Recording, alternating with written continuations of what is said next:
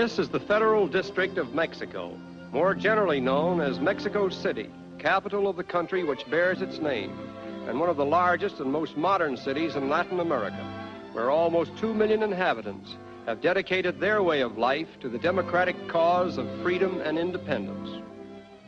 Since the arrival of the Spanish conquistadores over 4 centuries ago, Mexico City has undergone a series of thrilling transitions, appropriately commemorated by her impressive monuments, one of the foremost of which is the monument to Mexican independence, representing the heroic struggle that was begun by Father Hidalgo in 1810 and consummated by his successors in 1821.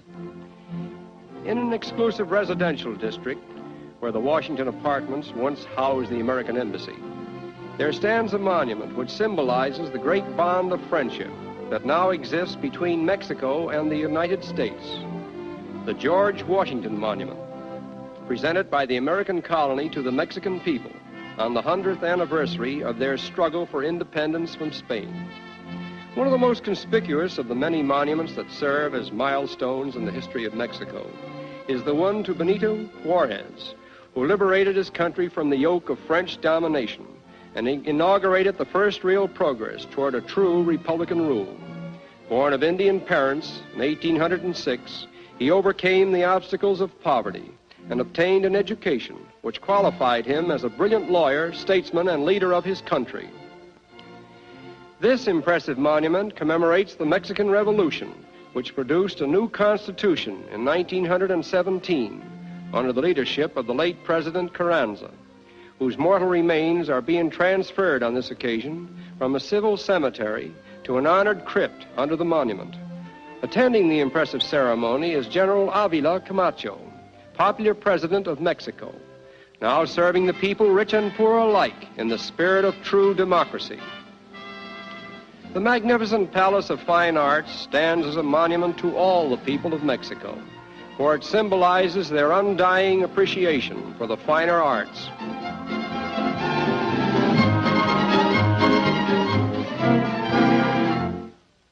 Mexico City is not only the cultural and political center of the nation, but is also the social center. The modern Hotel Reforma on the Paseo de la Reforma is a popular rendezvous for travelers from many parts of the world and a favorite meeting place for the elite. Its alluring roof garden is indeed a haven of rest and relaxation.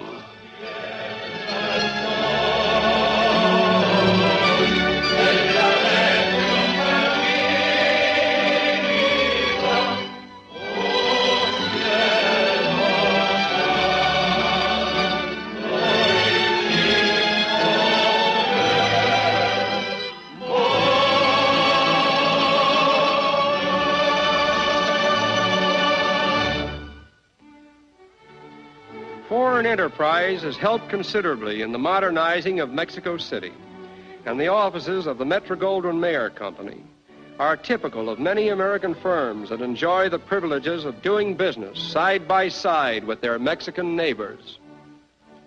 The policy for closer relations between the two countries has naturally developed trade increases in all branches of business, and over 75% of Mexico's total exports are now sold to her northern neighbors.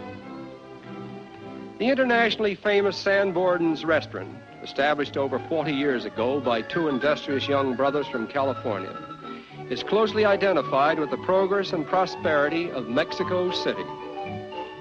But aside from modern development, the Federal District of Mexico has not lost the charm of its yesterdays, when Spanish viceroys held forth in the old palace of the viceroys, which is now the National Palace, and romantic senors and senoritas paraded through this plaza en route to the cathedral, built over the ruins of the old Aztec temple that was destroyed by Cortez more than 4 centuries ago. Ideally situated upon a hill overlooking the city stands the historic castle of Chapultepec, also built upon the site of an ancient Aztec palace. It has been the official residence of the presidents of Mexico since it once served as the royal abode of the Empress Carlotta and her unfortunate husband, Maximilian, during his turbulent reign as the Emperor of Mexico by appointment of Napoleon III.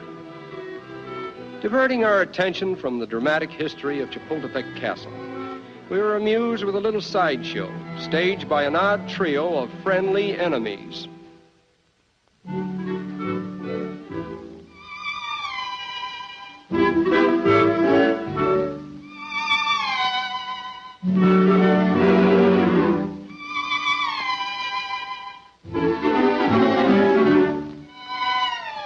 En route to the Sunday bullfight, we paused for a moment to admire an apartment house recently completed by a popular matador, whose income from the bull ring, we were told, netted him as much as $4,000 a performance.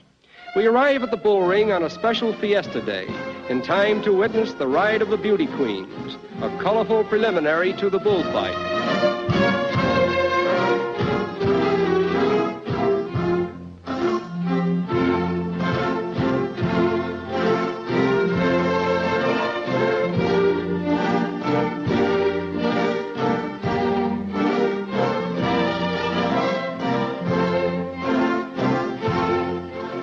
This arena will seat over 30,000 spectators, and it is one of the largest of its kind in the world.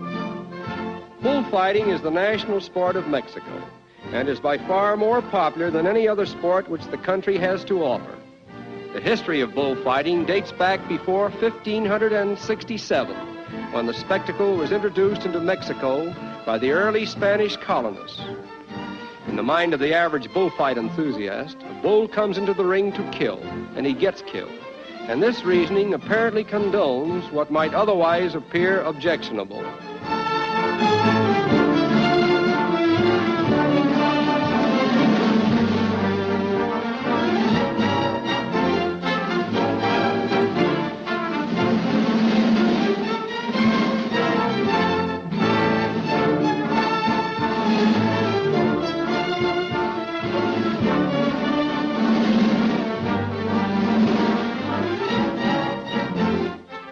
Audiences are supercritical and intensely emotional. If a performer violates a single rule in the slightest degree, he is booed and hissed as loudly as he is applauded if his performance is good. Sometimes the bull gets more applause than the matador.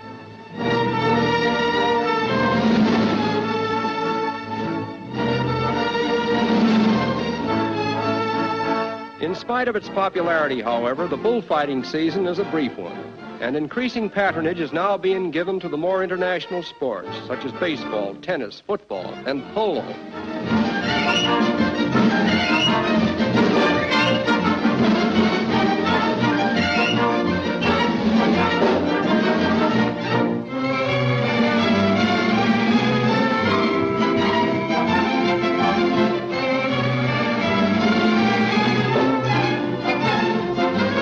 Another very wholesome sport that is gaining in popularity throughout Mexico is the grand old game of golf, and some idea of its clubhouse pretentiousness is illustrated by this view of the Mexico City Country Club.